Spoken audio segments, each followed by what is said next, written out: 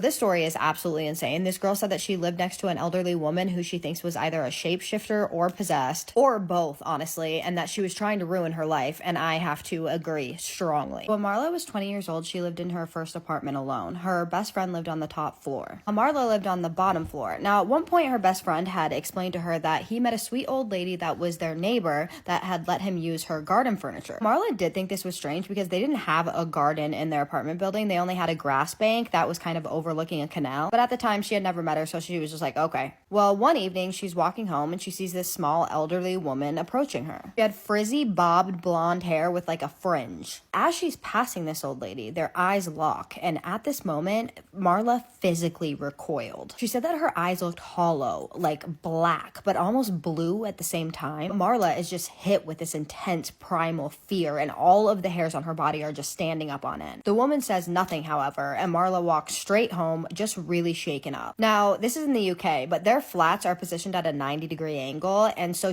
from Marla's living room window, she could see into the elderly woman's kitchen window. And from Marla's kitchen window, she could see her bedroom window facing the grass. Now, this part is very weird. Marla started to notice something very strange. She never saw this old woman leave through her front door or her back door. She would always crawl out her bedroom window to get outside. The woman also owned this cat, and it was a black cat with these random orange patches all over it, and it also had like these glazed over eyes, almost like it was going blind. And she never saw the old woman and the cat together. She would only see them separately, looking at her through the window. And around this time is when she starts to see this old woman doing some very unsettling things. She sees her sprinkling water on car tires in the car park, mopping the grass outside of Marla's living room window. I'm sorry. And once standing outside of Marla's window, holding a spatula, peeling bark off of a tree. I'm sorry, I'm not trying to be disrespectful. And this tree was directly in front of Marla's window. After a while, Marla adopts a kitten, and there was one incident that really terrified her. Marla one day is standing in front of her window when suddenly the old woman just pops up in front of the window. So she had been crouching below the window. And after the woman just pops up like that, she just stares directly at Marla's cat through the net curtains. Instantly, Marla's cat's tail just puffed up, and so did her back, and she just darted underneath the sofa. The cat was under there for over an hour, eyes dilated, cowering so deeply that Marla couldn't reach him. So Marla just goes over to those curtains and she just shuts them immediately, and they were blackout curtains. This is where it gets even creepier, because around this time, Marla starts experiencing severe sleep paralysis. It was almost every morning and night, and sometimes she couldn't move at all, and other times she would hear footsteps walking through her hallway. And then she would hear voices in her flat. Now, she never saw anything visual, but the fear was constant. Now, a little while passes and Marla enters a relationship, and this neighbor takes an interest in her boyfriend and frequently stops to talk to him, despite the fact that she would never talk to Marla. One time, her and her boyfriend are walking, and the woman stops and talks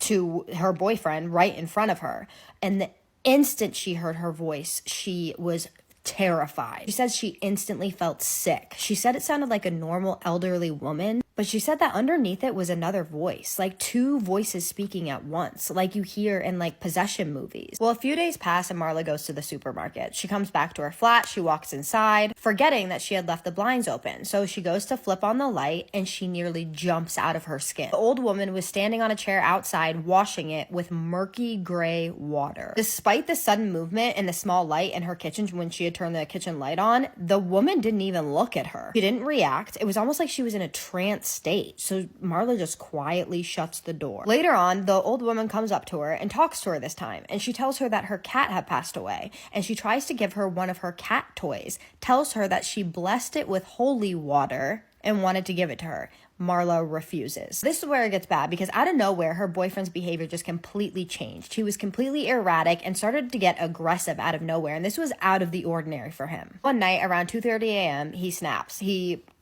A hole in her bedroom wall. So she tries to forcibly remove him from the flat, because obviously she's not going to deal with that, and he refuses to leave. She runs into the living room and tries to push a sofa in front of the door so that he can't get in, but he kicks through the door so hard that his foot became stuck. While his foot is stuck, she tries to go grab her phone, and she turns to look at him, and his eyes are completely black. I'm going to try to describe this part the best I can without an issue, but he then and just right here to her until just It was not good. She, thank God, manages to call emergency services and she escapes through the front door. But then he begins banging on the neighbor's door at 3 a.m. screaming that she is...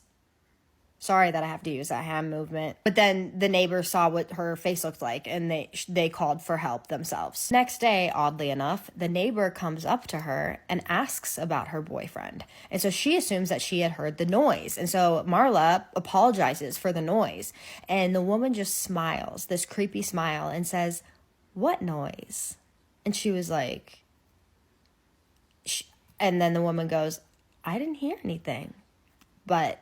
her lights were on the entire time this was going on. Marla said that her expression almost looked pleased. So fast forward to New Year's Eve, during this heavy thunderstorm, she hears this chanting outside. She opens her window and she sees her neighbor standing on the grass bank near the canal, without a coat, next to a lit fire, blasting chanting music, staring upward. And she didn't move a muscle for an hour in the pitch black darkness, just staring upward, frozen in time. So Marla, of course, moves shortly after this. And as soon as she found out, her neighbor found out that she was going to move, she was desperate for all of her furniture, chairs, couches, anything. She was like desperate for her things. She said that she even asked her for her drawers. Well, unfortunately, after Marla moved, she somehow obtains her phone number and calls her every single week until Marla finally blocked her. Years later, Marla has this dream. It's a very vivid dream, and she's in her flat and she sees this old woman approaching her. So Marla runs inside and hides underneath the bed. The woman knocks and then somehow gets inside. So as Marla's hiding under the bed, she starts hearing this.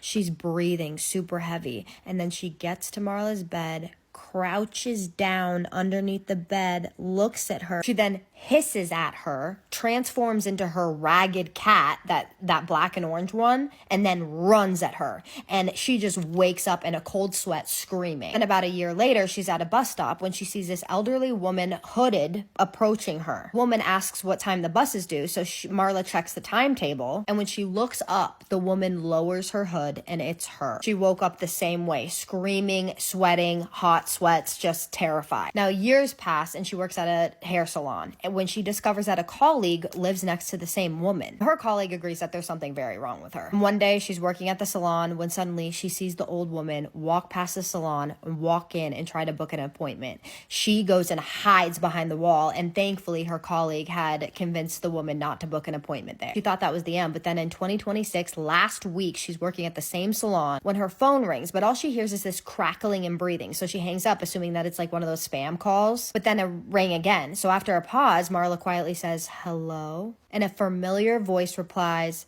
"Is this..." So Marla nervously replies, "Who's calling?" When she hears, "It's..." That was the old woman's name. She hangs up instantly. Her whole body gets hot, then cold. She gets lightheaded. Her client was even like, "Are you okay? What happened?" She ended up by saying, "I don't know who or what this woman was, but the fact that she remembered me and found me years later still haunts me." I need to tell you guys this ghost story. Devil in the morgue. About 4 years ago, in the middle of the pandemic, the hospital where I work was overflowing with patients and deaths. We couldn't keep up in either the ward or the morgue. I'll never forget it. It was horrible. Wednesday, a perfect day to stay home and watch a horror movie. Naturally, there was nobody on the street except for those that were on duty and the patients. It seemed perfectly calm until around 7 p.m. when a very agitated person came in. They were screaming and writhing on the floor like a worm. She came in alone, without anyone accompanying her. She was a blonde girl, about 22 years old and about 5'5", begging for help, pleading to be killed, saying she couldn't stand so much hell anymore. Everyone in the room ran out immediately.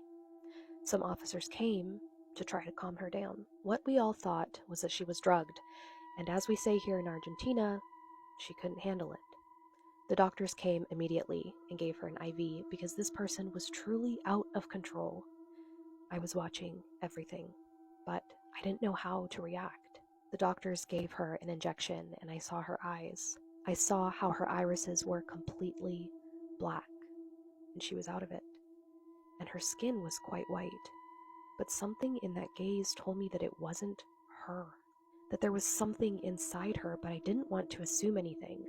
So I immediately stopped looking at her and went back to my area. This girl was hospitalized for about 2 months, and in those 2 months, tragedies happened. People who came in for consultations ended up being hospitalized with some random illness that appeared out of nowhere. A rotten smell throughout the hospital.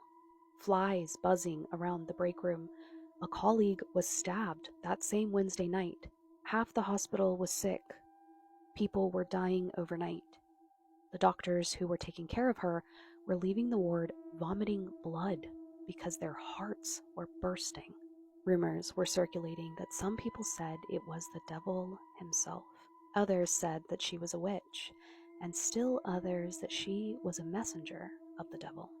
I don't know what she was, but I do know that there were many coincidences with the things that were happening. One day, I decided to go see her. I went up to the 3rd floor, and in the hallway where she was located, there was a flurry of activity from the doctors. I didn't understand anything until I saw what I thought was something you only saw in horror movies.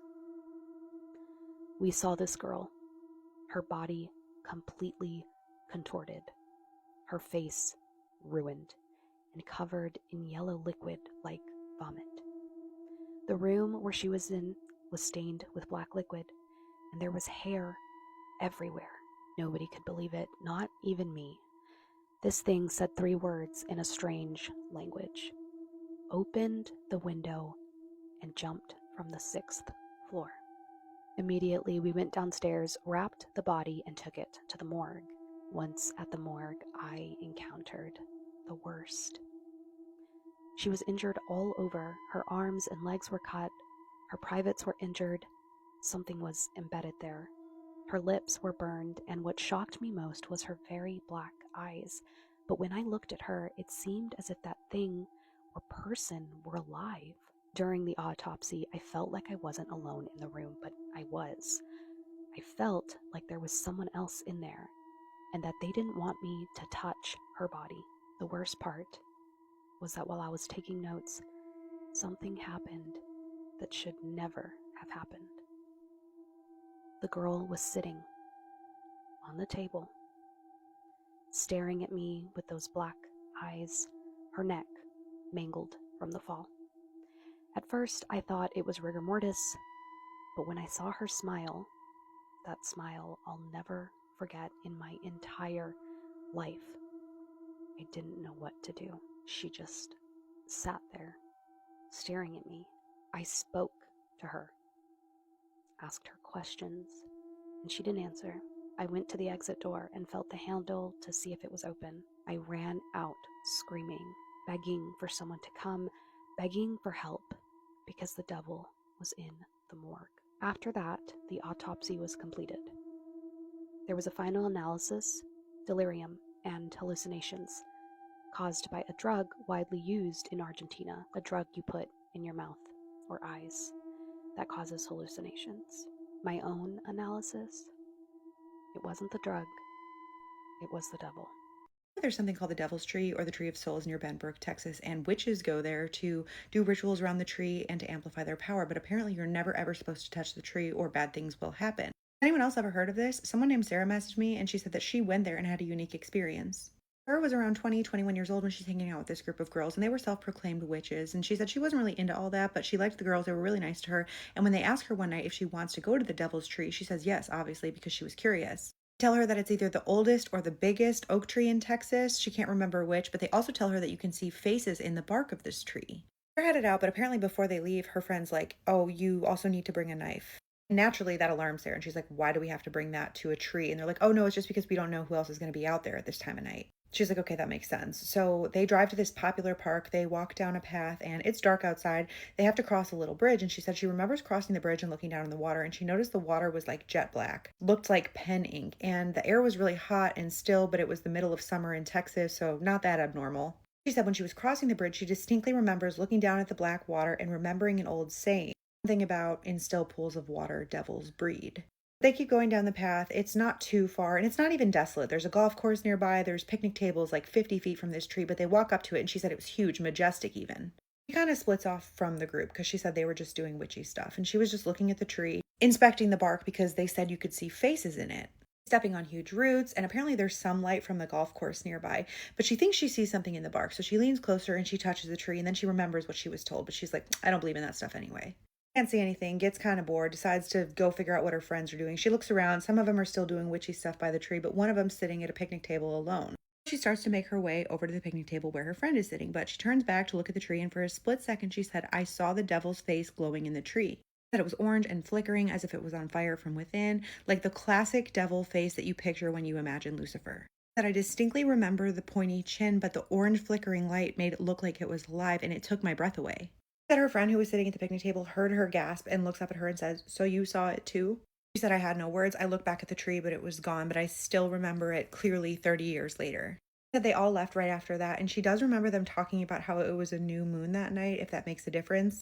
She said she did go back to see if she could see it again. She told some friends who were not into witchcraft about it, but she never saw another face in the tree. It was just that night. And she said, I don't know if it makes a difference, like the people I was with, but I am sure of it. For that one split second that night, I saw pure evil. If you're new here, this is Spooky Scary Storytime, the series where I share listeners' allegedly true stories about the creepiest or most unbelievable things that they've never shared before that they think nobody else would believe. So if you have a story, we would love to hear it. I know that was a quick one, but has anyone else ever heard of this? I'm curious to know your thoughts. I went to the hospital as a child, and I think the hospital was doing strange mind experiments on me in the basement of the hospital. This story came from someone who wanted to remain anonymous, but if you're new here, this is Spooky Scary Storytime, the series where I share allegedly true stories about the creepiest or most unbelievable things that's ever happened to someone. And the woman who said this said that the details are fuzzy, but she has vivid memories of going to the hospital, being admitted for gastritis, which is the erosion or inflammation of the stomach's lining. And up till the time she was admitted, she hadn't been able to keep food or drinks down for days. She looked into this condition as an adult and came to the conclusion that sometimes it can be stress-induced, and she said that she had a very troubled childhood with parents who were not the greatest parents. And so this could have been the cause of this condition. But she also said that she can absolutely have seen her parents signing her up for some kind of medical study from which they benefited, which could have been the reason that she was subjected to these experiments. She was in a normal room on the first day of her stay, but the second day, some men came in who were not dressed like the rest of the doctors, and they took her to the hospital's basement where they put her in an enclosed glass container and filled it with water. The way she described it makes it sound like a giant fish tank, and she said her entire body was submerged. And while she was in the tanks, they would do experiments that caused her to go other places in her mind, still being aware that her body was in this tank. She said some of the places that she went were fun, like on roller coasters, but others were scary. She could see non-human entities and creatures and things of nightmares. Because it was so long ago, the details were hazy, and she said she doesn't really quite remember how long she was in the tanks for, but she does remember getting home from the hospital, and her dad was home, and he was visiting, and he had recently been released from prison, and he knew she was in the hospital, and he said, how was your hospital stay? And she said, well, some points were really fun. Like, they brought me to the hospital basement, and I got to ride roller coasters. She said she remembers her dad giving her mom a strange look, and her mom looking back at him and saying she's not supposed to remember any of that. She remembers telling her mom, well, I didn't even tell him about all the bad stuff I saw, and her mom just hushes her and says not to talk about it. She said she's now no contact with her parents, and this happened in Holiday, Florida, though she can't remember the name of the hospital she was at. She sent this to see if anyone in the same area, or maybe not in the same area, if anyone has any similar memories of maybe having some weird experiments done, or if there's any medical professionals out there that knows what she was going through and why they would take her to the hospital basement to do it in non-doctor or medical professional attire, let her know. She'll be seeing the comments. If you have a story you think nobody would believe, please send it in. We would love to hear it. Let's read another one of your stories. My name is Emma, and I'm 21. Here's my story. I don't talk about this much, but 4 years ago, October 14, 2021, something happened to me in the Appalachian Mountains that I still don't have a real explanation for. I was 17 at the time. My family had rented a small off-grid cabin near the North Carolina-Tennessee border, not far from a less used section of the Appalachian Trail. There was no cell service, no neighbors, just woods that went on forever. That first evening, everything felt normal. Quiet, cold, the kind of quiet where you can hear leaves falling. At around 9:40 p.m., I went outside to take pictures of the stars. That's when I heard something that sounded wrong. It wasn't an animal, it wasn't a person either. It sounded like someone was trying to imitate a human voice, but not quite getting it right. Like a whisper that was too slow, stretched out, drifting through the trees. And then it said my name. Not loud, not clear, just enough to make my stomach drop. I hadn't told anyone I was going outside. I froze. The woods went completely silent. No crickets, no wind, nothing. Oh no. Then, from somewhere deeper in the trees, it said my name again, this time closer. I went back inside and locked the door. I didn't tell my family. I knew how it would sound. That night at 2:17 a.m., I woke up because I felt like someone was standing near me. I'm sorry, that freaked me out. I could hear slow footsteps on the porch. The wood creaked like someone was shifting their weight. Then came the tapping. 3 slow taps on the window next to my bed. I stared at the curtain, too scared to move. A shadow passed across it, tall and thin, like something leaning down to look inside. Then it whispered again, my name. In the morning, I went outside. There were bare footprints in the dirt below my window. Long, narrow, and too deep, like whatever made them was heavier than a person should be. They didn't lead away, they stopped right there. Later that day, we went hiking. I tried to forget about it, but about an hour into the trail, I noticed something I can't explain. Every now and then, I would hear footsteps behind me, but when I turned around, no one was there. Then I heard my mom's voice. She was walking in front of me, but I heard her calling my name from the woods to my right. I didn't answer. The voice kept calling, getting more urgent, more emotional, like it was trying to pull me off the trail. I grabbed my mom's sleeve and told her to keep walking. That night, October 15th, we left early. No one argued. But when we drove away, I looked back at the tree line and saw something standing just inside the woods, tall, still, watching. I didn't see its face. I don't want to. I still hear my name sometimes when it's very quiet. Oh, that is so scary. That is so scary. I'm glad that you guys all left early and that you got out of there and you are safe, but I think no one will argue that this is a good case of a flesh pedestrian lurking in the woods. The classic tap, tap, tap as well. Like, this is a classic horror story, and I am so terrified that this happened to you. But thank you so much for sharing. This one really got me, and I am going to not be able to sleep tonight, so thanks. As always, if you guys have any stories you'd like me to read, please email them to me, and I will get to them if I can, and I will see you in the next one.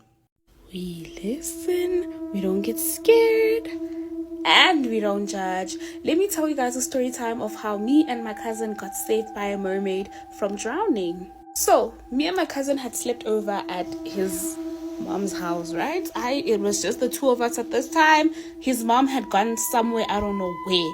And the day before, it was raining, right? So if it was raining, we know that there's a stream that's not so far from my cousin's house. And if it's raining, we know it's not even a stream, man, it's a river. We know that in that river, if it's raining, there's a lot of water and it's nice to swim over there. So, sharpo, we decide we're going to go to the stream to go swim. But first, let's go fetch the neighbor's kids. We get there and the neighbor's kids are not home. They're gone. And the mom is like, she doesn't know where they went to go play. And we're like, chilled. At this time, we didn't have phones to like call each other and we were young, you know.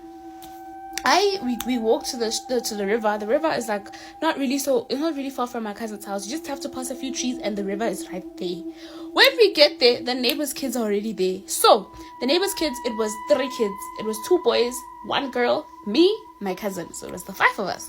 Hi, we get there. We all said, why didn't they come fetch us? And they're like, they called us and we didn't come. And they came to knock and nobody answered. And they thought we were not home, you know. We were actually playing loud music. Sharp. We get inside this river and we are swimming. We're having fun. Oh, okay. So I jump out of the water because I wanted to catch my breath because we were running inside the water. Like, the water's really not that deep, Baba. We're running inside the water and we're also like, we're having fun. So I'm tired because, as kids we're playing, You get what I'm saying? So I'm standing outside and the other girl that's with me is standing outside as well. So the 3 boys inside the river. The river is really wide. It's not really as thin as I thought rivers were. How we are outside. As we are outside the water, man, I see something. Is moving inside the water. Initially, I'm thinking that's a snake. But now, this thing is moving past my cousin. Why one? It looks like it's a snake, but it's moving past the people. Like, the water is forming something that looks like a snake. But when it passes my cousin, like, they do this inside the water and they say there's nothing. And I'm like, guys, don't you think we should leave? They're like, oh no, like it's nothing. We shouldn't be scared, whatever. So as we're playing inside the water, a wave passes and it does that. The river does that sometimes it's really like full, and whenever like the water is going obviously this way, so sometimes it comes in like So the water comes and it's a lot, man, you understand? And then it forms a wave. And when it does that, we know it's about to get lit. Not this time, baby. I don't know what happened, but there was so much water coming. And at this point, me and the girl and the other boys are inside the water.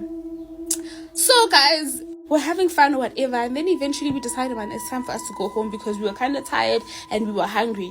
Further, we walk back home, and you know, the neighbors' kids go home, we go home. We get there, my cousin's mom is still not home, and we make ourselves food, we eat, and we're chilling. As we're chilling, we realize that we're bored. Let's go back to the river, right? We don't really fetch the neighbors' kids because they did explain that they were going to bath after this whole thing, and like we ate in like 10 minutes and probably like 30 minutes had gone by, and I don't think all of them were finished bathing, so we leave them. And as we were coming out of the gate, we saw one of the boys shirtless, and you could tell that he was not done bathing. He's probably going to like lotion himself or something. We go on our own to the river, and when we get there are so many waves, and we decide, Aibo, it's about to get fun. We get there and the waves keep coming, and they're becoming a lot, and they're moving us up, and we don't even know how to swim. Remember, the water's not that deep, so we were able to walk. The water's taking us up and down. You know how waves move. So now me and my cousin are separate, and I'm fighting for my life. My cousin is also fighting for his life. I eventually find myself sinking inside the water. How? I don't know. When I tell you there was this thing that I saw moving inside the water, I don't know what it was. I'm just assuming it was a mermaid, okay? It was just moving inside this water, and I'm gasping for air. I can feel my soul leaving my body. And as I look inside the water, guys, I was unconscious. As I'm unconscious, I see somebody pulling me, but this person is pulling me inside the water, and I'm like, who is this? They pull my hand, and I find myself outside of the river, like just on the grass that's next to the river, right? And I open my eyes because, like, you know how a near death experience is, because I'm just like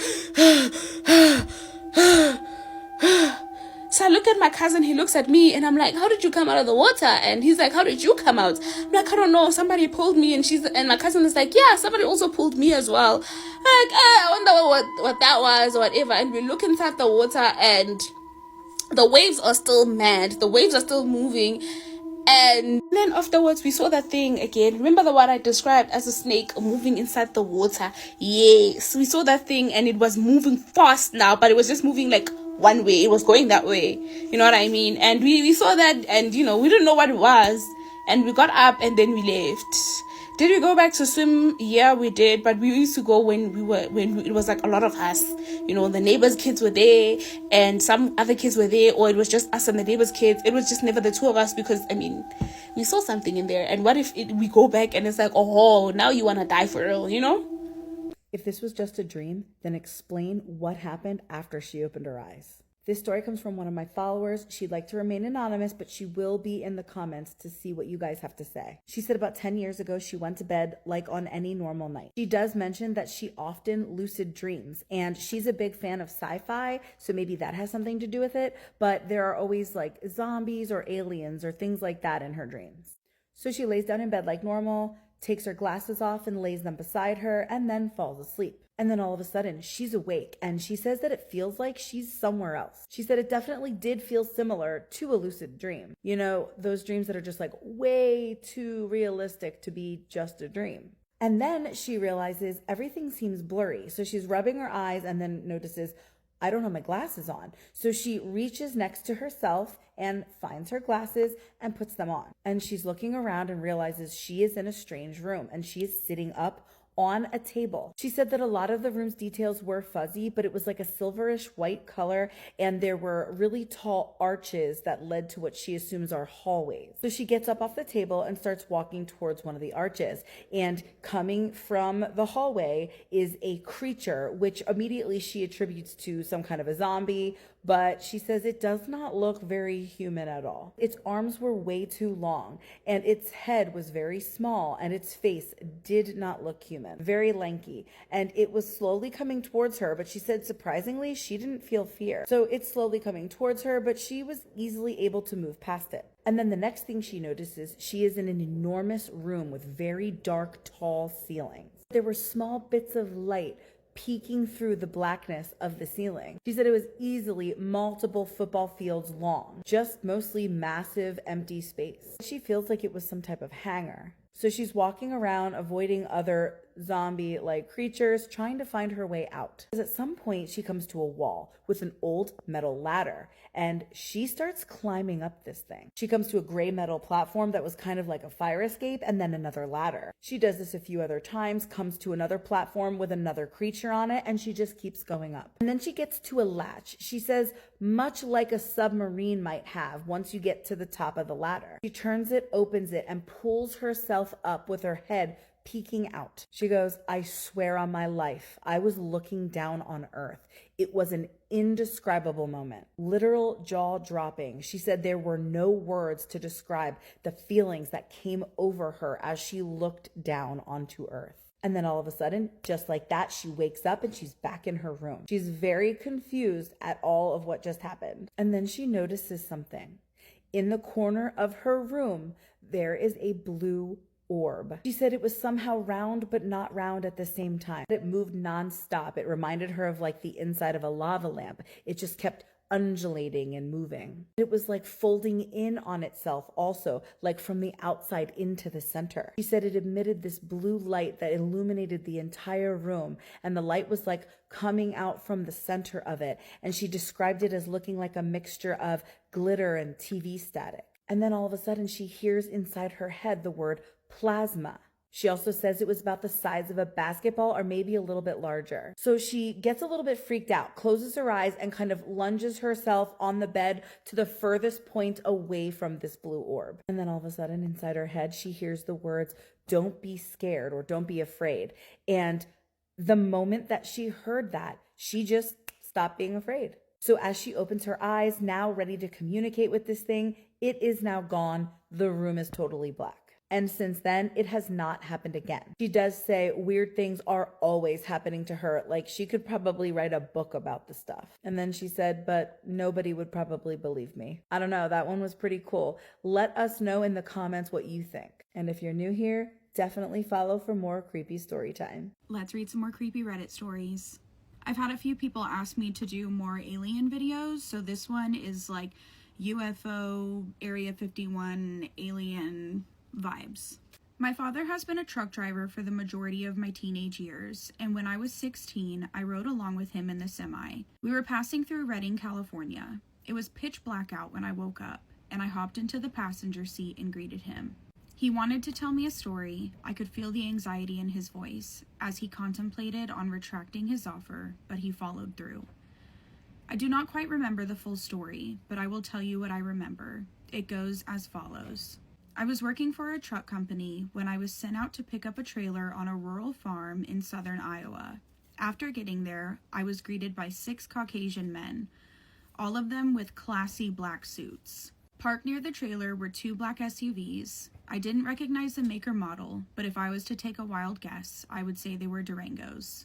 The men gave simple instructions. Take the trailer to the military base in Nevada. Do not stop unless it's to go to the bathroom or to get fuel.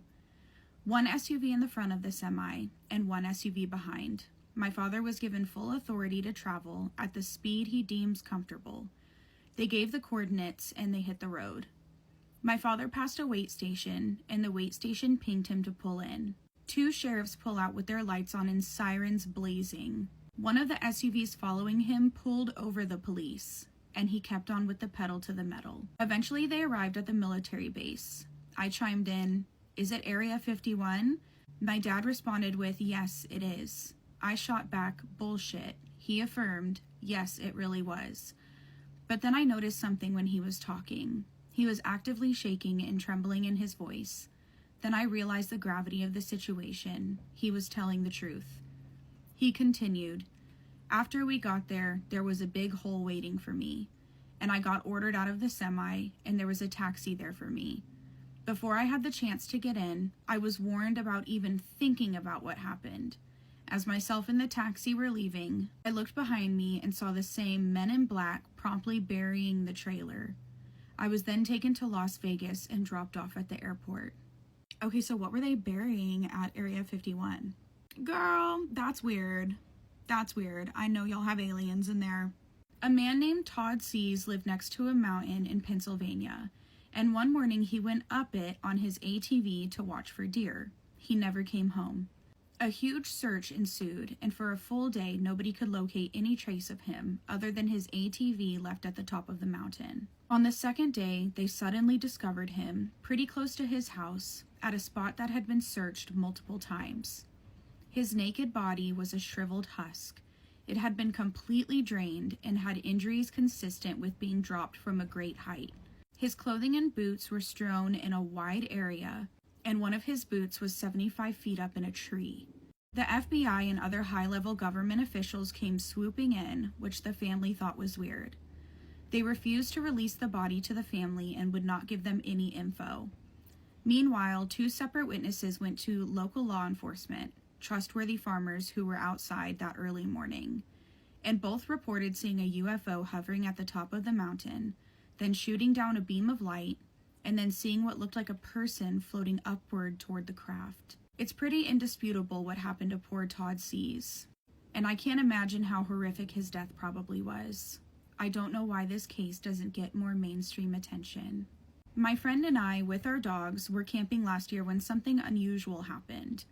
My friend had his camera set up for a nighttime time lapse, and we were drinking by the fire, not too late at night, probably 9:30 or 10 p.m. The next thing we know, we wake up the next morning not remembering anything of the night. The fire was put out, all of our supplies were put away in our camp, and the dogs were in the tent with us. When my friend went to go get his camera that was about 200 yards from us, we found that the battery mysteriously died around the same time we last remembered anything. I'm in my 30s, and this was the first time I had ever blacked out, and I'm no lightweight. We didn't even drink that much. The campsite was up in the mountains, and we believe it was aliens. Take it as you will. This happened back in 2001 or 2002. I was 7 or 8, and my family had gone to a friend's house to watch the Super Bowl. I asked if I could go play outside instead of watching the game. They said it was fine as long as I stayed within the range of the lights on the house. For context for the next part, I have to say that the people we watched the game with are farmers, and they live out in the middle of nowhere in Iowa, miles away from anyone else. As I was running around outside, I noticed a new light off in the distance. I looked out into their fields and saw a set of lights arranged in a triangle floating above a hill in the middle of their field, and what looked like 2 tall figures standing on the hill. I'm bad at estimating things from a distance, but they looked over 8 feet tall. I watched these figures for about 30 seconds before something happened, and the figure on the right crumbled to the ground. After this happened, a soft blue glow covered both of them, and they vanished. After this happened, the ship accelerated vertically into the sky. By this point, I was pretty freaked out and ran inside, trying to see if anyone else saw that as well, but they were too focused on the game. So this girl emailed me and said that she and her friend went through a time loop after hanging out at a cemetery in their town and did not realize it until 13 hours later. So Tara and her friend decided that they were going to stay out all night one night when they were in 9th grade, and they were just going to hang out around town and hang out in the cemetery that was in their town in North Queensland, which I am almost positive is in Australia. So she leaves home around 6:30 p.m. and she meets up with Cece around 6:50 after Cece finished dinner. Now they originally went to the Meccas, which is slang for McDonald's there, and they hung out there for about an hour, and then they met up with their friend Jasmine at the high school that was around the corner from the McDonald's. They then decided that they were going to go to the golf course because there was a beach behind the golf course. Now they're just kind of like hanging out and dilly-dallying around, so it took them a little while longer to get there. So they ended up at the beach around 9 p.m. Hanging out at the beach for around 2 hours, just messing around, but then Jasmine has to go home because her mother will not allow her to stay out all night, so she has curfew. So they go and drop Jasmine off at her house. So they go and drop Jasmine off, they say their goodbyes, and then Cece is like, let's go to the cemetery just to see if it's haunted. Let's just hang out there. So they hang out there for about an hour, but they start to get bored. So because they're bored, they decide that they want to go back to the McDonald's. So they go back to the McDonald's, but then again, Cece is like, let's try the cemetery one more time. At this point, it's around 2 a.m. before they headed back to the cemetery. Now here's where they hang out the longest. They get there at around 2 a.m. and they're there for 3 hours, and they're just like pretending to see ghosts and hanging out, talking about life. When 5 a.m. hits and both of their phones are almost dead, so they decide to head home. Because Cece's house was the first on the block before hers, they headed to Cece's house first. They get there around 5:30 a.m. They see Cece's mom. They say hello to her mom. She gave them some cornflakes. And then they decided that obviously their day was starting now, not ending. So Cece decides that she's going to get in the shower. Cece tells Tara at this point that she's going to take a shower and change, and then she's going to go over to Tara's house. She also suggests that they pack their bags and that they go to the beach for a swim. Tara's like, yeah, that's a great idea. Let's go. Like, get changed, get your stuff, get some supplies, and then we'll go to my house and then we'll go to the beach. I just need to take a shower and change. Here is where the problem begins, because when she's on her way home, she gets to her house and she sees that her father is home. Now, he works the night shift until 6:30 a.m. and it's now 7 a.m. and she was not supposed to be out all night. So she knows that she is in for it at this point. So her and Cece are preparing themselves for this long discussion about safety and responsibility because they are teens at the time. So she walks into the door. Cece comes in behind her. She shuts the door behind Cece, and her dad walks up to her. And instead of getting mad at her, he says, I'm off to work. Are you going to go to Cece still? Or is that an overnight bag? And she's like, what are you talking about? Tara then goes, didn't you just get home? Are you working another double shift again? And he's like, what are you talking about? I haven't even started work yet. Just then, her sister walks out of her room and says, I thought you left. Did you change your mind? And Tara's like, no, I just got home. And she's like, what, from the front gate? And she's like, no, I just got home from the night. And she's like, no, you didn't. They have this whole argument for about 2 minutes before Cece finally tugs at Tara's shirt and is like, look at the time. And while Cece is pointing to the phone, she looks mortified. And so Tara looks down at her phone and it's 6:15 p.m. on the night they left home. Here's the thing. They spoke to Jasmine about it and she remembers going out with them and going to the beach. She also, both of them spoke to Cece's mother, and Cece's mother remembers them coming over for breakfast. But Cece's mother assumed that she dreamt it. She said it was one of the craziest experiences that her and Cece had ever had, and she has never again spent the night out all night. She is 28 years old now and she still has never been out of the house later than 11 p.m. But what did you guys think of that story? That's so creepy. I honestly don't know what I would do. I think it's really weird that her mom recognized what was going on, and her mom had an experience, like Cece's mom had an experience and remembered them coming over, but thought that she dreamt it, and that Jasmine remembers going with them. I wonder what she thinks happened, or if she thought she dreamt it. She didn't say that in the message. But that would freak me out so bad. Honestly, I don't know what I would do. I would lose it. I would be like, there is no way. That would fully just put me in a panic. There's got to be so many other stories like this of people like going through time loops. I know that there's one about that mall. I didn't even watch it because I didn't even want to freak myself out. I know that was viral for a second. It might still be viral. Let me know if I should watch it. Drop in the comments. But do you guys think it's real, first of all, or do you think it's fake? Answer that also, if you know what I'm talking about. But yeah, so drop all your thoughts, opinions, and suggestions in the comments. This, I can't think of anything other than it being a time slip. I wonder if it had anything to do with them being at that cemetery. I wonder if that cemetery has anything to do with the time slip. That's like my thought here. My family and I were followed by a trucker in Texas. This is the Love's gas station in Dalhart, Texas, and we were followed by a trucker.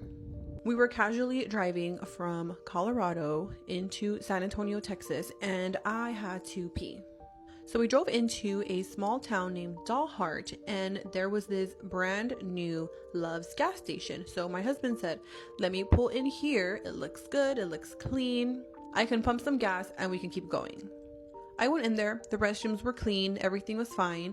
I went back to the car. My husband had already pumped gas. Then he was going to go get a bottle of water and go to the restroom himself. Now, this is a trucker gas station, so this is a safe space for truckers to pull in, go to sleep, rest for a few hours. And so we pulled out of the gas station, and not even 1 mile after leaving this gas station, there was a 18-wheeler, and it started flashing its lights at us. Now, there are 2 lanes here. There is a slow lane and a fast lane. My husband was still going 70, but he said he was going to scoot over and go to the slow lane. That way, if someone wanted to go faster, they can just pass him up. So we were on the slow lane going 70, and this 18-wheeler comes right behind us and flashes its lights. We didn't think anything of it immediately because we were like, okay, what if he made a mistake? What if he's flashing his lights at oncoming traffic? And we just ignored it. A little bit later, again, And my husband tells me, did this guy just flash his lights at me again? And I was like, I think so. I don't know what's going on. So this 18-wheeler comes up right next to us and he's flashing his lights like 5 times in a row. And I'm freaking out. Like, okay, we didn't take the kids down. Did one of them get out of the car without us? Like, I didn't know what to think. So I'm looking back. Our kids are saved. They're asleep in the back seat. Then this 18-wheeler comes behind us, flashing his lights, just going. He's trying to like pretty much get us to pull over. And my husband is like, absolutely not. So we're from Texas. We carry. He grabs it and he's like, okay, I need to be ready for who knows what, because I don't know what this guy wants. We weren't messing with nobody. We were just minding our own business. Then my husband floors it. He gets away. He's flooring it. And there's another SUV that is behind us now, driving very fast. And we felt like it was another vehicle that was following us. Thankfully, my husband sped up. He was going in and out. Like, we were just ready to get out of whoever's way. We finally reached the next town. He pulled in to a very lit car wash and he's like, okay, I need to check the car, make sure we were okay. There is nothing wrong with our car. We drive a newer car and it would have told us if something was wrong. There was nothing wrong. Now, there's a lot of rumors and conspiracies about trucker gas stations, especially the Love's gas station, about abductions and sex trafficking. And my husband was like, I don't want to scare you, but there's conspiracies about the Love's gas station that somehow the truckers kind of do this on purpose, get you to pull over to grab whoever it is that they want for sex trafficking. We don't know what this person wanted, what possibly these people wanted. I'm just so glad that we got away and we made it home safe. It was just so scary because we had our kids, you know what I mean? But anyways, stay safe out there. If you guys have any stories, spooky stories, scary stories about anything like this, road rage, anything like this, please send them to my email or DM because I am interested in this topic now. And if you guys like all things spooky, scary, paranormal, and true crime, please make sure you follow. I'm about to show you a picture that is crazy, and I just so happened to find this on Facebook. So this is coming from the Willard Library in Indiana. This library is haunted by a number of spirits, and it is one of the most haunted buildings in the world. This library streams the live video from 3 rooms, and one viewer noticed a strange creature crawling along the floor of the children's room. It says, please note, at this time the library had no children in it, and the figure just appeared and then vanished. I wish they had posted the video, but I don't know why they didn't. I think maybe because whoever was watching it just took screenshots at the time that it was happening, because it was happening live. Let me show you the picture. You're telling me nobody was there? No children? No one was there. The way that it's all solid though, like what the fuck? What? You want a closer look? Okay. I know nobody ever wants a closer look, but I'm gonna give it to you. Definitely not a child, I think, because I don't know. It just looks a little too chunky, like a little too square to be like a small child, you know what I mean? Is that me? What the fuck? All jokes aside, I love reading, but yeah, I would not set foot in this library. Have you ever heard of the Screaming House in Union, Missouri? 2001 was not a great year for Stephen LaChance. His wife had just left him with his children, so he became a single father out of nowhere.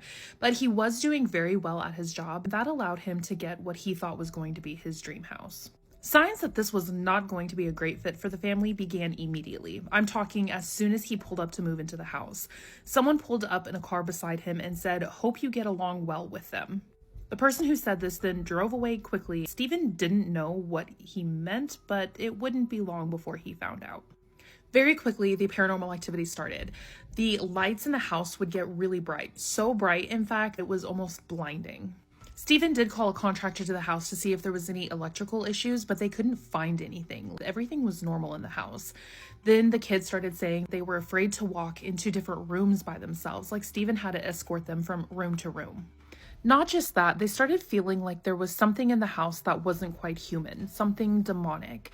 One of the sons even said that he saw a demon walking around the house, but this demon resembled a clown. That's when the screaming started. The screaming got to be so much that the family just couldn't take it, so they decided to call in some paranormal experts. Stephen contacted paranormal experts from all over the world, hoping that they could find some kind of solution for him and his family. But things would escalate to the point where one night the house would shake, like the entire house was shaking. His daughter got locked into her room. Stephen tried everything he could to get her out, but nothing seemed to work. He was able to finally get her out of the room, but that's when he contacted the Catholic Church, and the Catholic Church did step in to help, and they wrote a 156-page report about how there was a demon in this home. It appears that Stephen's family was not the only family who experienced this demonic force in this house. But what are your thoughts on it? Do you think that any of it's real, or is it all just a made-up story? Let me know your thoughts down in the comments, and follow for more spooky things. When we think of vampires, we think of New Orleans. But the Appalachian vampire is the original American vampire. Now, what people don't understand is in the 1900s, there were Romanian immigrants who came to the Appalachian Mountains because it reminded them very much of the Carpathian Mountains. And they brought with them this lore of vampirism. Now, this story comes out of Winston-Salem, North Carolina. There was a girl named Kira. Now, Kira said that she happened to be downtown one night with her friends, and they were at this nightclub. She said, she was dancing, having a good time, when out of the corner of her eye, she spots this man standing by the bar. And she said he had this beautiful curly brown hair, and he had bright blue eyes, and she said, he was just like almost perfect looking. Well, she said, when she was dancing with her friends and she was talking with them, all she could do was focus on this guy. Eventually, she said something was compelling her to go over and talk to him. So she walks over to this guy and she goes, "Hi, I'm Kira. How are you? Where are you from?" He doesn't say anything. She keeps trying to talk to him, but he's not speaking. So she goes, "You don't really talk that much." And this guy then proceeds to grab her hands. And she said when she felt his hands, they were ice cold. And as she looked upon his eyes, she said there was this blank stare. And she said it looked like he was empty inside. And right at that moment, she has this vision of a woman screaming, and this guy is chasing her. Well, all of a sudden, she kind of snaps out of it, and she backs up a little bit and is kind of freaked out now. This guy looks at her and says, "What do you think of me?" And she says, "Well, to be honest with you, I think you're a little creepy now." And he goes, "I'm sorry. I'm still trying to learn to be human." And she said the next thing she knew, she felt something telling her to go outside. So she started to walk out the front door. She goes down the road and she goes into this back alley.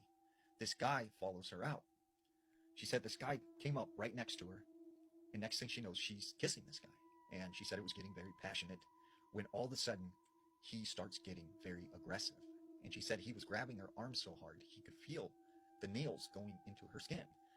And she said, at this point she became terrified and started freaking out when she hears her friends say, "Kira, are you all right? Is everything okay? What's going on?"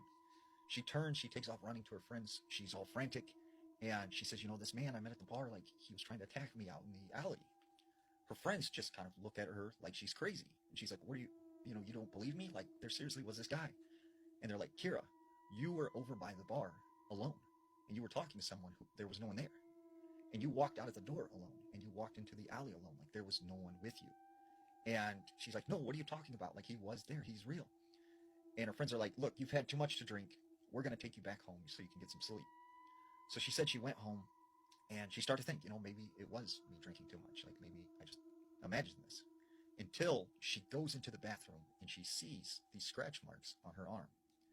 Now, this next story takes place in Atlanta, Georgia. There was this man named Marcus. Now, Marcus said that he grew up in sort of a bad part of Atlanta. And he said, he was in a lot of trouble and wasn't on the up and up. Well, he said this particular night, him and his group of friends, they're hanging outside of their house. They're listening to music. And he said it was probably about 11 o'clock. So that's when all of a sudden it just got eerily quiet. And he said the next thing he knows, they see this white guy walking down the block. They said just something seemed really off with him, but also this looked like a guy that wouldn't be in that neighborhood.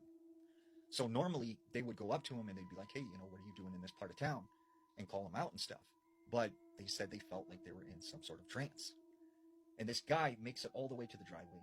He turns and he walks right up to them. And Marcus said he stopped, right next to him. And his eyes were fixated on this one guy who they called Shorty G. And they said this whole time as he stood there, he just was staring straight at Shorty G. Well, this guy walks over to Shorty G, He taps his face and he says, "It's a nice night, isn't it?" And he turns and he walks away. Well, after this guy leaves, Marcus and his friends are kind of like fighting amongst each other. Like, why didn't you say something? Why did you let him punk you? Like, what's going on?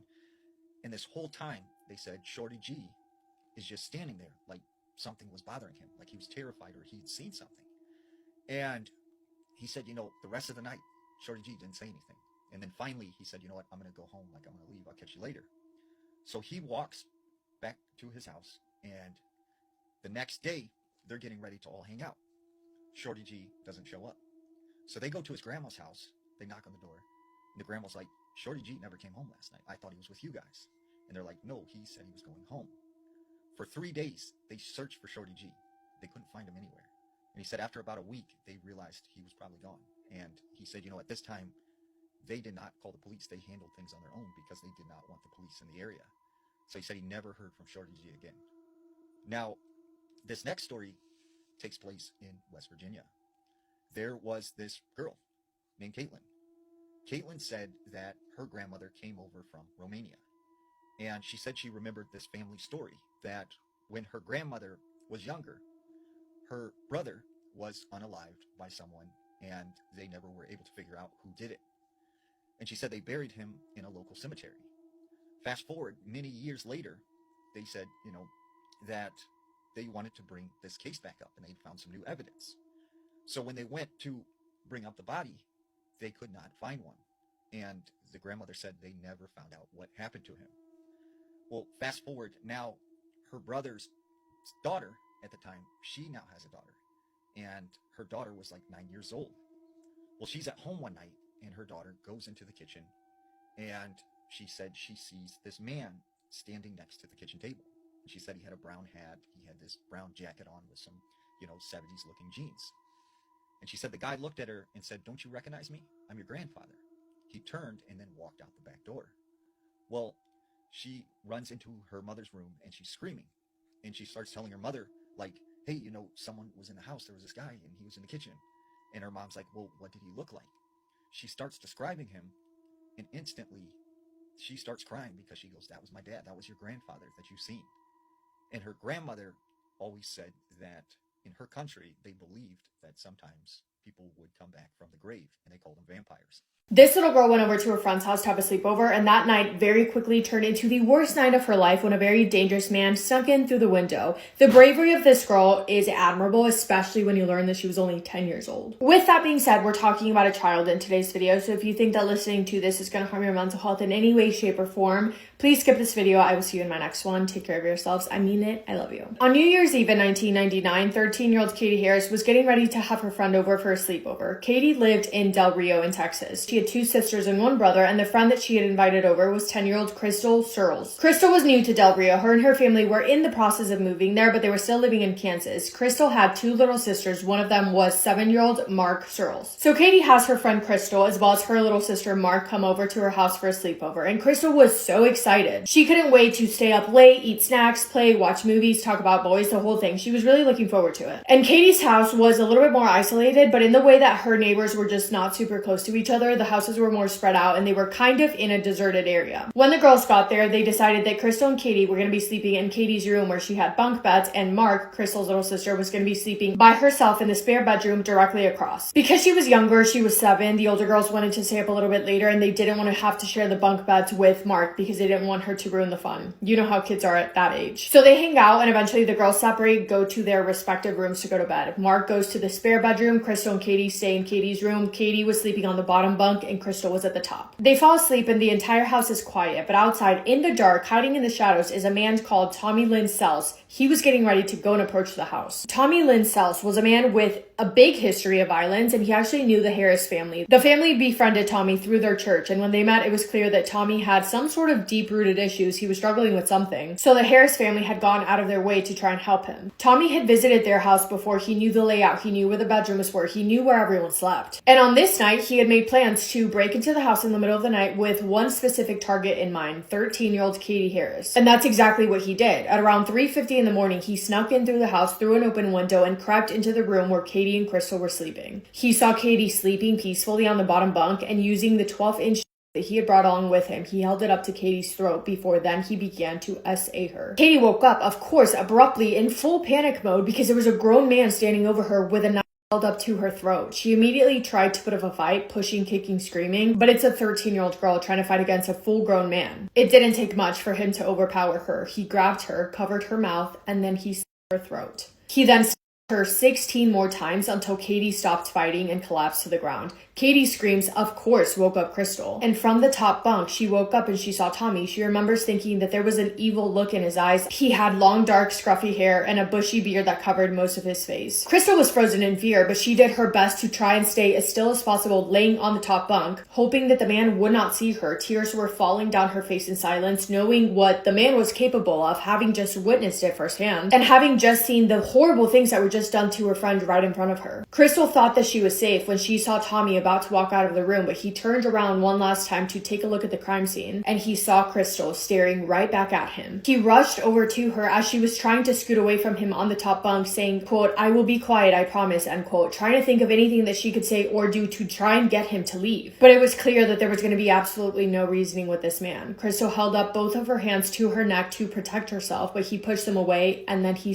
her throat. Crystal's natural thing to want to do was yell out for help, but she knew if there was any hope for her surviving this, the odds of her surviving would be slightly higher if she pretended to be dead to try and get the man to leave, and that's exactly what she did. She laid as still as she could, and Tommy finally walked out of the room. After he left, Crystal was still alive by a miracle, and she jumped off her bed onto the ground and rushed over to her best friend Katie. All she wanted to do was hold Katie in her arms and tell her that everything was going to be okay, that she was going to get help, but when she tried to speak out loud, she realized that she couldn't because she had an injury across her neck from ear to ear. Crystal, and please remember that this girl was 10 years old at the time, she knew that she needed to go get help. However, she had no idea if Tommy was still in the house. She had no idea if she was in a different bedroom, making everyone in that house his victim. She didn't know. Panic set in quickly, and Crystal made the decision to leave the house and go find help. Barefoot, she walked outside, her hands up to her neck the entire time, trying to stop the She rushed over to the closest houses she saw. Every single second, it was getting harder and harder for her to breathe. But she saw a light and she just kept thinking, get to that house. All you have to do is just get to the house. It was about a quarter of a mile away, but she made it. And using the 1 ounce of energy that she had left, she started banging on the front door. A man answered, seeing this 10-year-old little girl, looking like she was seconds away from collapsing into the ground completely. Crystal still couldn't speak. I literally have goosebumps. So she grabbed a pen and paper and she wrote, "The Harrises are hurt. Tell them to hurry." And then she wrote another note. "My neck needs help. Will I live?" The man immediately called the police and Crystal was life-flighted to the nearest hospital, back in Kansas where Crystal and Mark's mother was still living. At 6 a.m, she received a phone call. It was the emergency room calling from the hospital. Crystal's mom, her name is Pam, she obviously had no idea what happened. All she knew was that her 7-year-old little girl, Mark, was saved, but her 10-year-old daughter, Crystal, was in very, very poor condition because she had just had her throat. Pam dropped everything and immediately headed over to the hospital to greet them. Around the same time, Texas Ranger Johnny Allen received the call. When he arrived at the Harris' home, he walked into a crime scene that would haunt him for the rest of his life. 13-year-old Katie Harris laid deceased on her bedroom floor. Was everywhere, on the walls, the floor, trailing through the house from where Crystal ran through trying to get help. It was truly haunting to see. The Texas Ranger knew that there was another victim, Crystal, and knew that she was in the hospital. He did not know the extent of her injuries yet, but he knew that she was their only hope as far as a surviving witness. Crystal's mom, Pam, made it to the hospital and she walked in to see her daughter surrounded by tubes and machines and a ventilator breathing for her. But she was alive and she had seen the face of the man and she would be able to identify him. Despite her injuries, Crystal was able to give investigators a very detailed description of the attacker, a man with long, dark, scruffy hair, a big bushy beard, dark, mean eyes. A sketch artist worked with Crystal to create a composite, and when the image was circulated among the friends and family of the Harrises, someone recognized him immediately, 35-year-old Tommy Lynn Sells. On January 2nd of 2000, just 2 days after the attack, police arrested Tommy Sells at a mobile home in Del Rio. When he was arrested, his first words to investigators were, quote, "I'm glad I finally got caught. I was tired of doing this," end quote. Tommy Sells confessed almost immediately. He even walked through the crime scene with investigators, demonstrating exactly in detail how he had climbed in through the window, attacked Katie, and then Crystal. So he was arrested, thankfully, but then on the drive to jail, Tommy saw something that shocked everyone. He said, quote,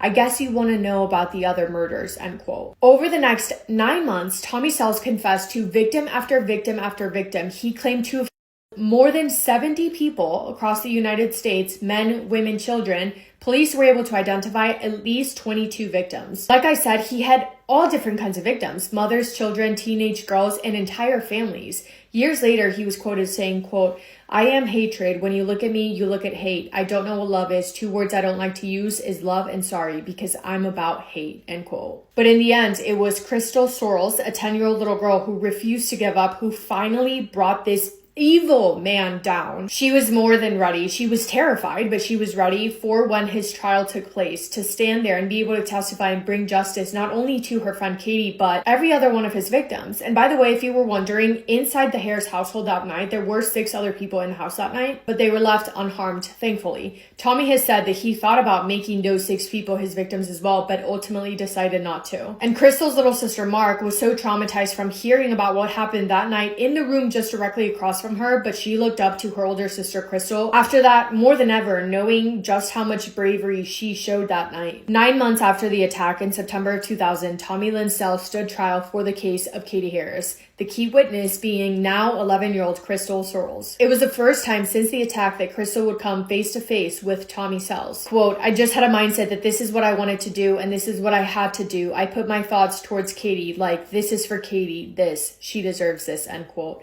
Crystal took the stand and she testified. The jury deliberated for less than 2 hours. And on September 18th of the year 2000, Tommy Lynn Sells was found guilty. 2 days later, he was sentenced to death. He was executed on April 3rd of 2014 at 6:27 p.m. For 2 years following the crime, Crystal and her 2 little sisters and her mom all slept in the same bed because she was so traumatized. And it comes to no one's surprise that Crystal had a very, very hard time trying to heal from everything that she experienced, but with the love and support from her family, she slowly started doing what she could to feel some sort of normalcy again. Today, Crystal lives in Idaho, I believe, with her family. She and her sisters have stayed away from the public eye, focusing on their families and personal healing. 10 years old, and the fact that he confessed to 70 other people. I know only 22 were officially confirmed, but he confessed to 70. And who's to say what he would have gone on to do if Crystal would not have survived that night. That is all I have for today's video. Thank you guys for spending time with me today and for listening to not only Crystal, but also Katie's story. I hope you guys are having the best day. If not, go do something to make it the best day. Make somebody happy, and I will see you in my next video. Massive kiss on the forehead to every single one of you.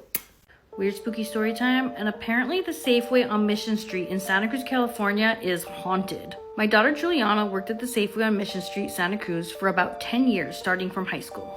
She since left the store a couple of years ago.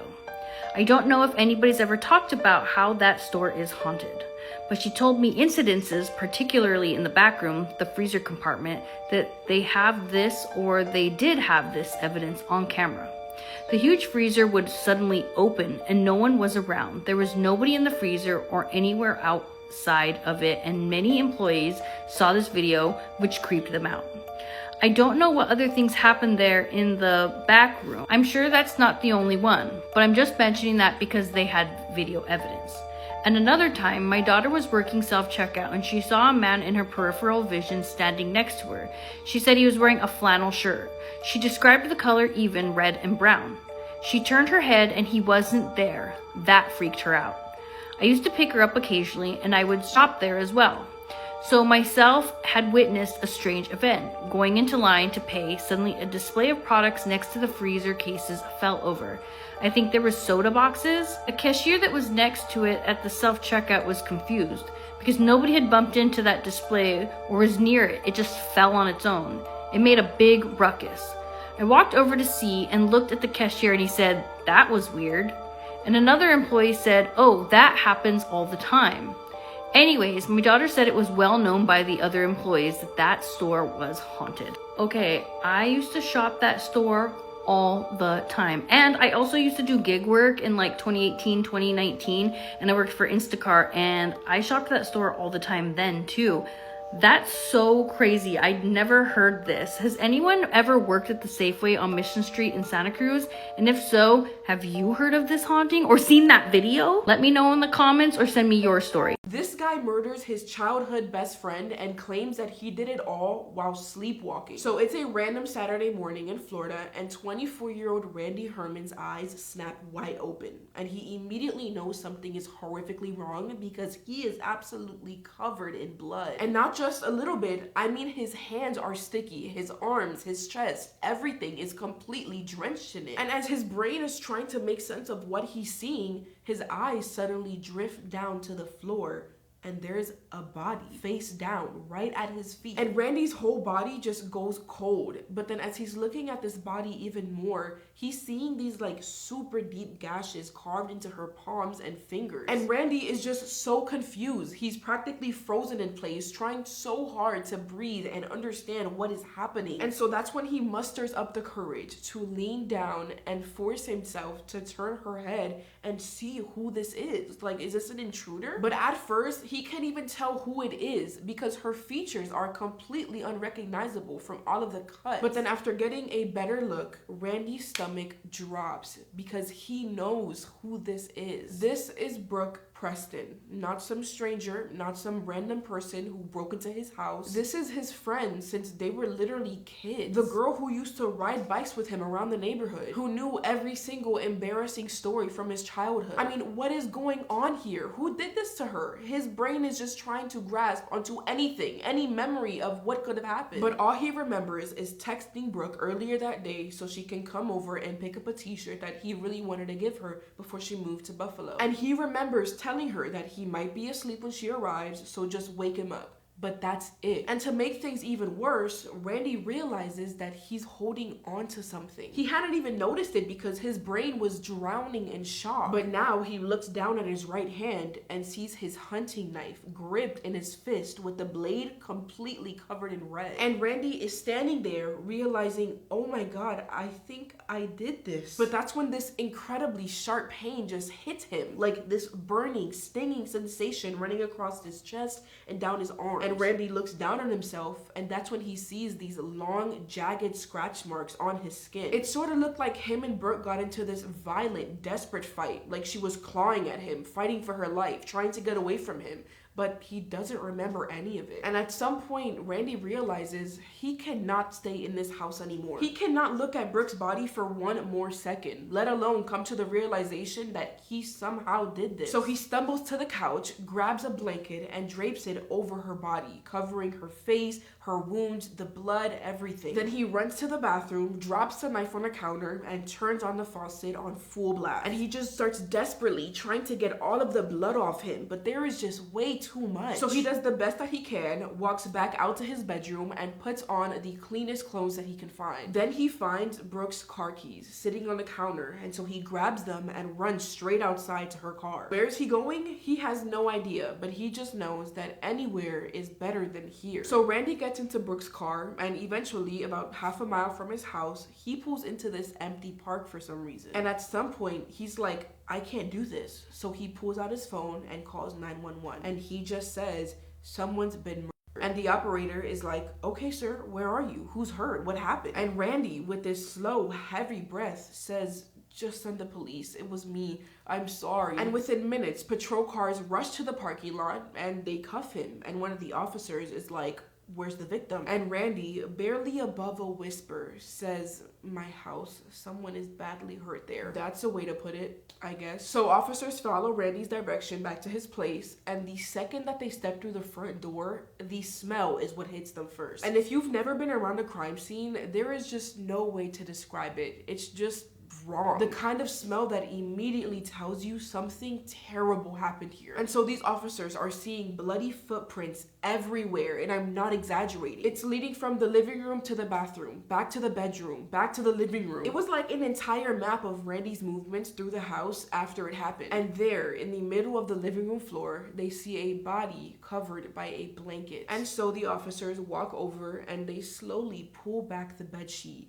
But what they were staring at was so much darker than anything they could have imagined. Because Brooke had been stabbed over 25 times, all over her body, her face, her neck, her stomach, to the point where if you didn't know her, you wouldn't even know this was a person. And all these officers are standing there probably wondering the same thing. What the hell would make Randy do this? So at some point, police take Randy down to the police station and they place him in one of those interrogation rooms to question him. And these two detectives sit directly across from Randy, who is just sitting there, completely hunched over, staring at his feet with tears streaming down his face. And he keeps muttering over and over in this broken voice, I'm a bad person, I'm sorry, I'm a bad person. And for 2 hours, they go back and forth with him, trying to piece together a timeline, trying to find a motive, trying to understand how a guy with no history of violence could do something this brutal to his childhood friend. And that's when Randy basically tells them that ever since he was a kid, he used to sleepwalk, and so that must have been what happened here. And these detectives are staring at him like, my guy, sleepwalking? That's your best story? At least lie and say that it was self-defense or something. I mean, to do this much harm to someone while sleeping is basically unheard of. 25 wounds, defensive wounds all over her hands, a full violent struggle that left scratch marks all over Randy's entire body. There is just no way that someone does all of that in their sleep and doesn't wake up. So detectives start digging deeper, trying to piece together what actually happened that night. And what they discover paints a completely different picture than what Randy ever told them. Because the truth is, what went down didn't start Saturday morning when Randy suddenly woke up covered in blood. It actually started the night before. So on Friday night, March 24th, 2017, 21-year-old Brooke came over to her childhood friend Randy's house to spend one last good weekend with him before she moved out for good. She had been living with him for a while now, but she was in the process of packing up all of her stuff and moving away to Buffalo to start fresh with her boyfriend. And that night, they decided to hit the beach together, you know, just hang out like they used to when they were kids. They brought champagne and beer with them just to chill and have a good last night. And at some point, as the sun is setting over the water and the waves are crashing behind her, Randy takes this picture of Brooke standing in the water with her hands thrown up into the air, and she's holding a beer, just smiling at the camera. She looks so happy, so free, like she's celebrating this new chapter of her life that's about to start. And nobody knew it then, but this would be the last photo ever taken of Brooke Preston alive, because less than 24 hours after Randy took this picture, Brooke would be dead. So they get back to Randy's place later that night, and this is where things start going sideways, because Randy just starts drinking heavily. Like, we're talking about 30 beers throughout the day. And Brooke's just watching him, probably thinking this is just normal Randy getting wasted like he sometimes does. But the more Randy drinks, the weirder he's getting, more aggressive. He's saying things that are making her uncomfortable, crossing boundaries that makes her skin just crawl. And she gets this feeling in her gut that something is off tonight, something different. So Brooke pulls out her phone and texts her friend Kyle saying, just come get me. I'm so ready to kill Randy right now. He's pissing me off. And Kyle immediately rushes over to pick her up, and when he gets there, Randy is absolutely trash. He is stumbling around the entire house, slamming fridge doors, pretty much just being annoying. And Brooke's like, okay, I need to grab my stuff and get out of here now. Like, I'm not dealing with this. So she tells Kyle to just give her a second while she heads to her bedroom to pack a bag and get the hell out. And so she walks over to her closet to grab some clothes. She reaches for the door handle, pulls it open, and the moment that she does, her entire body just freezes, because Randy is just standing there inside of her closet, completely naked, just staring directly at her with his fingers pressed to his lips, going shh.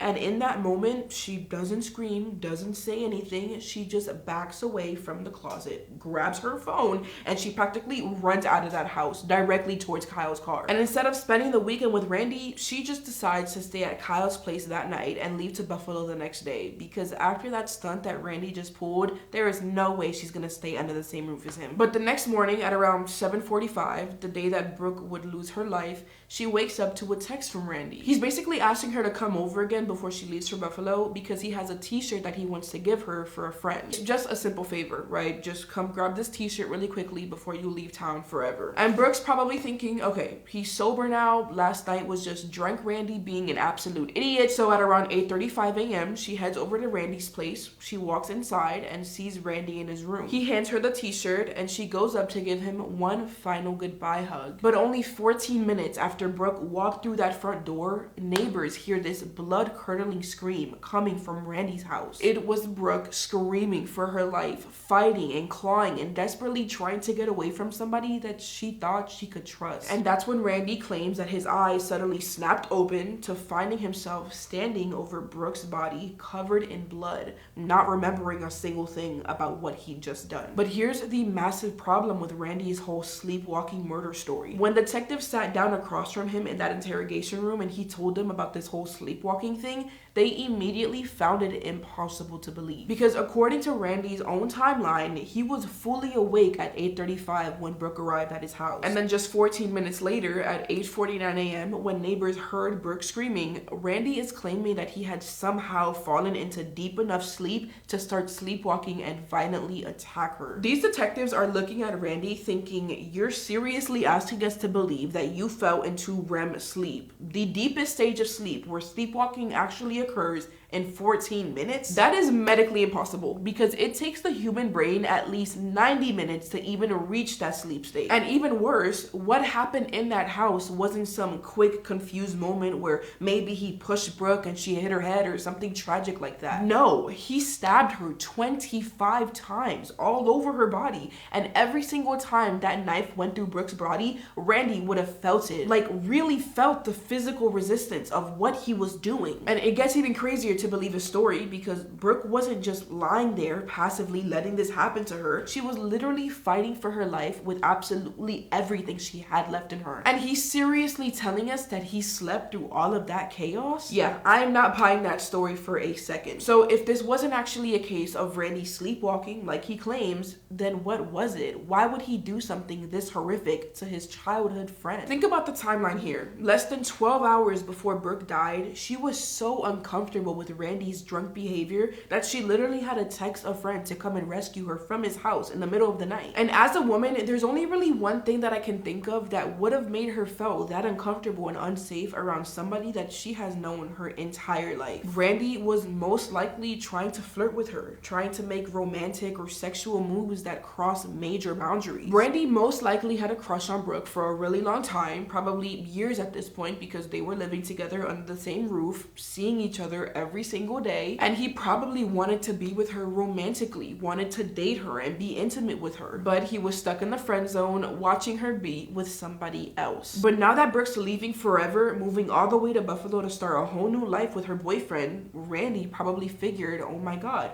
this is my last chance to see if she likes me back. And that would most likely explain why he went inside her closet that night. In his drunk mind, he probably thought she'd be like, oh my god, Randy, I never realized I had feelings for you. Yes, let's do it right now. But obviously it backfired horribly. So now Randy's sitting there alone the entire night, completely humiliated by what just happened and how Brooke reacted to him. So I think when Randy invited Brooke over that next morning, he purposely grabbed that hunting knife that he kept on his nightstand and took her life right there in his house. In the end, when the case went to trial, the jury found him guilty of first-degree murder and sentenced him to life in prison without the possibility of parole. And to this day, sitting in that prison cell, Randy still maintains that he was completely asleep when he murdered Brooke Preston, and he has absolutely no memory of killing her. But be honest, do y'all believe him? That is all that I have for today. I love y'all. Mwah. Group hug. You can't make this stuff up.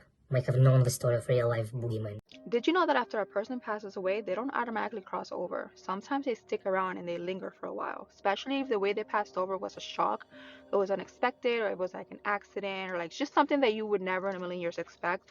Their bodies stay in shock, and it takes them some time to even register that they're even gone. So they're going to continue to do the same routines that they always did, which is why so many people report hearing their loved ones still coming home at the same time they typically would come home. Like some people even reported hearing like the garage door open around the same time like their dad or their partner would come home. They would smell the same colognes or perfumes that they would constantly like wear, or like they would hear the same noises or even voices and footsteps that you would typically hear if their loved one was still around. This is because the spirit of the loved one hasn't crossed over yet, and they're still kind of reliving the same thing over and over again, just trying to make sense of what took place. A lot of it has to do that the soul itself is not at peace. It either has unfinished business or, like I said, it's still in shock. The only way to help that person cross over is by honestly letting them go. Like, you have to allow them to move on. They can sense the turmoil, they can sense the grief, they can sense the hurt. Doesn't mean that you're gonna like not hurt for them anymore. It just means that you have to be at peace to allow it so that they can cross over as well, if that makes any sense. Spiritually, people will do masses for them, where they'll like pray for them and they'll like light up a little candle and just like pray for their soul to find light.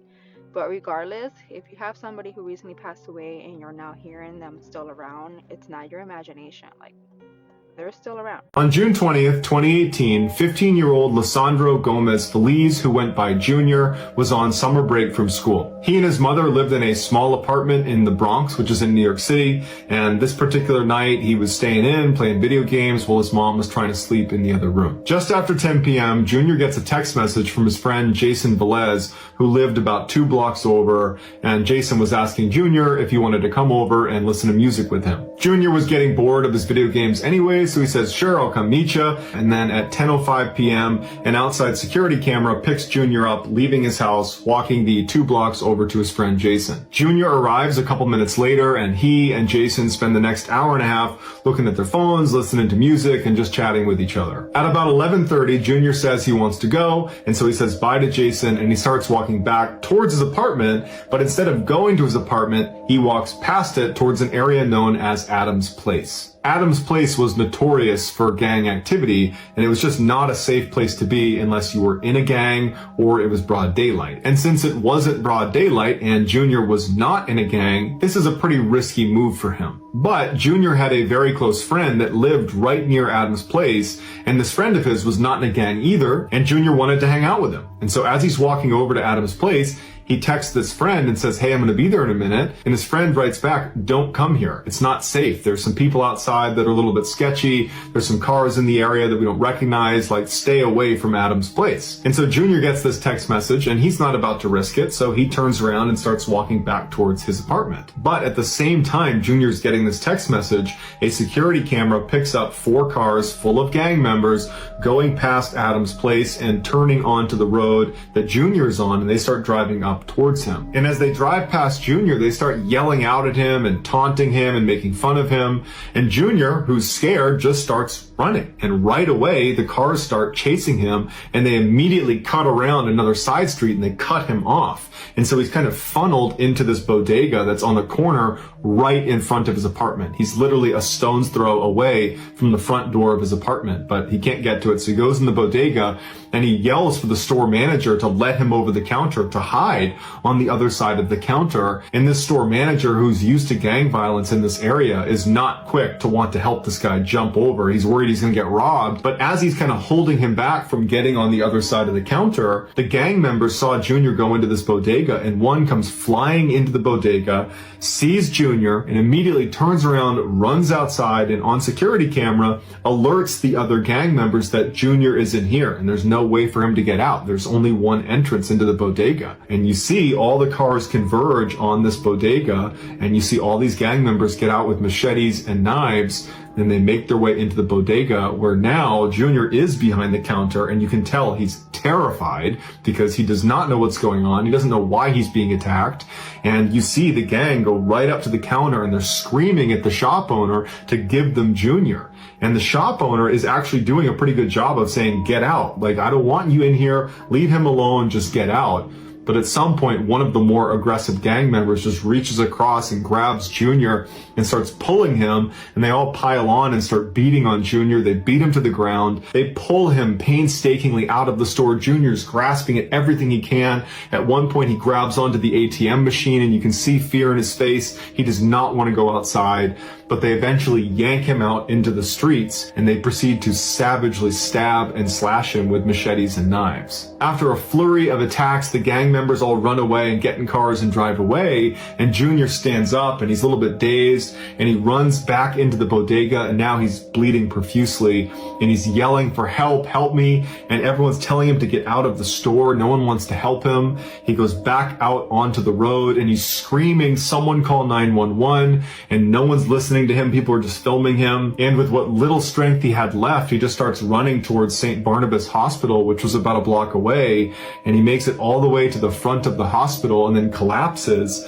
and he bleeds to death. The gang responsible for Junior's death was the Trinitarios, which is a Dominican gang that was born out of New York prisons, and over the past couple of years, their violence has skyrocketed. There have been numerous clashes between they and other gang members. Lots of people have been stabbed and attacked, just like Junior was. But Junior's death wound up being very unique. After his death, one of the leaders of the Trinitario gang posted to social media that the killing was actually an accident, that this was a case of mistaken identity, vicinity. Apparently someone had been disrespectful to a gang member's niece, and that night those 4 cars were out there looking for him, and apparently they expected to find him near Adam's place, and he looked enough like Junior that they decided that's the guy, and Junior was just in the wrong place at the wrong time. The gang would apologize to Junior's family on social media and said they kicked the killers out of the gang, and the 5 people that were responsible for killing Junior were ultimately convicted of murder and given life sentences.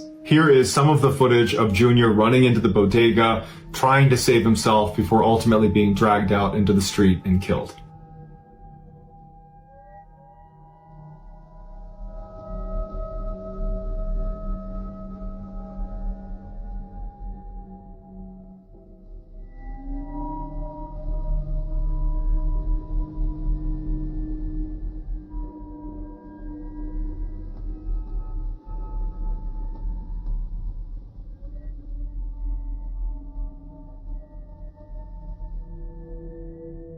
You'd think finding a mutilated body was horrific enough. Then police saw what was on his computer. This is one of those cases where you truly think it can't get any worse, and then it does. It was summer 2021 in beautiful Ridgecrest, California. It's so picturesque there, you almost can't imagine anything going wrong. Katie Pham was living in the area, and she was an absolutely stunning woman in her early 20s. She was incredibly kind, warm, and a friend to everyone. Now, she very briefly dated this guy she knew from high school called Daniel Gunnison, but actually she just decided he wasn't really the guy for her. You know when you just kind of have that gut feeling of like, this isn't really my person. And her friends were saying the same too. They were like, we actually just don't really like his attitude towards you. It was pretty clear that Katie was trying to break things off, but she wasn't a nasty girl at all. She wanted to kind of let this guy down gently. She wanted to have an honest conversation with him, break things off, but also keep things amicable. So on the 18th of May, Daniel gave her a call and actually arranged to pick her up and take her to his stepdad's house. We will probably never truly know the exact series of events that unfolded, but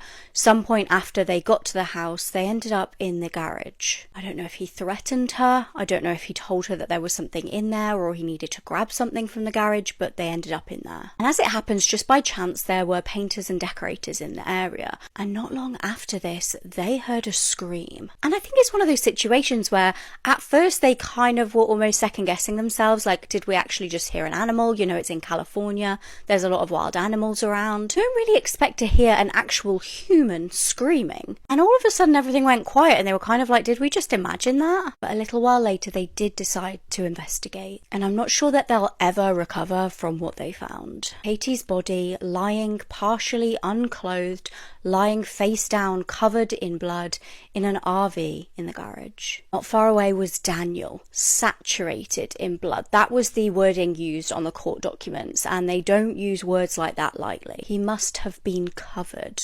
Now, the painters didn't have any clue what had just happened in this garage, but they knew it was bad, and they knew that they needed police. Immediately, officers raced over to the scene and arrested Daniel. Now, near to Katie's body lay a 24-inch ice pick, the stuff of horror films. And David was acting just so bizarre from the moment the police arrived on the scene. He was so casual when he was being questioned about what on earth has just happened here. Police were like, what the hell has happened to Katie?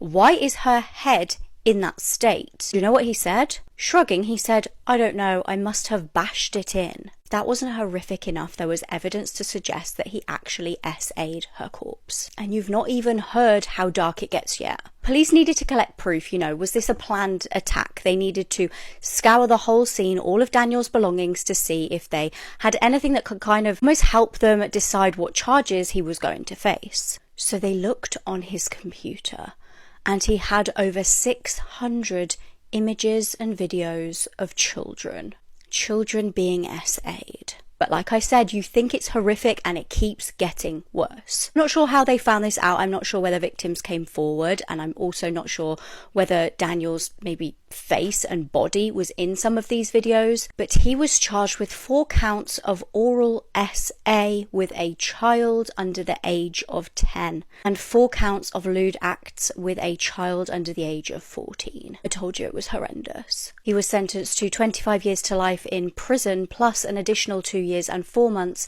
for Katie's murder. As for the child offences, he was thankfully given an additional 24 years. I truly can't believe that humans like this exist.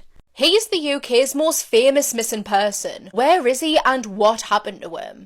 I'm True Crime Caitlin, and this is the disappearance of Andrew Gosden. Andrew was born on the 10th of July 1993. He lived in Doncaster with his parents Glennis and Kevin and his sister Charlotte. The Gosdens were described as a very normal, everyday happy family. Andrew was described as being very quiet and shy. He was a bit reserved. He was a homebody and absolutely loved staying at home, being in his bedroom, playing on his Xbox while listening to some heavy metal music. Andrew was also really intelligent. He was in the gifted programme at his school and he was set to get all A stars in his upcoming GCSE exams, which I believe is the equivalent of a 1 today. The 14th of September 2007 was Andrew's 8th day back at school after the summer holidays.